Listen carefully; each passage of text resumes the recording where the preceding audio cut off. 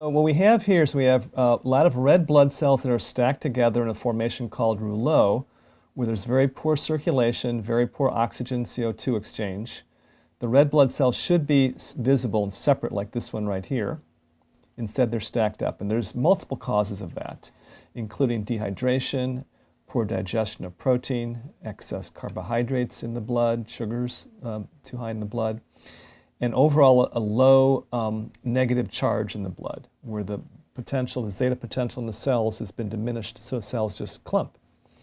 Also, we have a lot of inflammation in the background. So you can see the sort of spider web formation in the background. That's inflammation. That can be caused by injury to the tissues. It can be caused by stress. It can be caused by liver not working properly and filtering the blood. Multiple causes of that too. Here we can see a very small white blood cell, actually. In the case of this blood sample, the person's white blood cells were too small. You can see this one here too. They should be 2 or 3 times the size of the red cells, and they're about maybe 1.5 times the size of a red cell. So they're not in ideal shape. So this is the picture of a sample of blood I looked at within the last week. So after that last sample of blood we looked at, the person did a 1-hour treatment with a frequency device called a Healy, which sends microcurrent and specific frequencies into the person's body. And that was 60 minutes. It was on a program called Immune System. So immediately after that treatment, I looked at her blood, and this is what we saw. It was about 50% of the blood improved. So instead of being stacked up, the red blood cells, you can see them here, they're separate.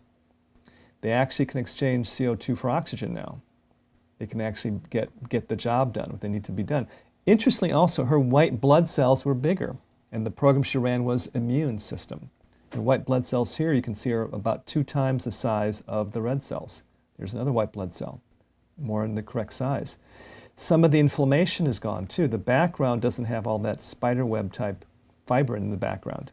Let me run the video here a little bit. You can see overall the blood is a lot better. I would say it's a good 50% better in terms of the viscosity of the blood. The blood cells are actually moving. They're not all clumped.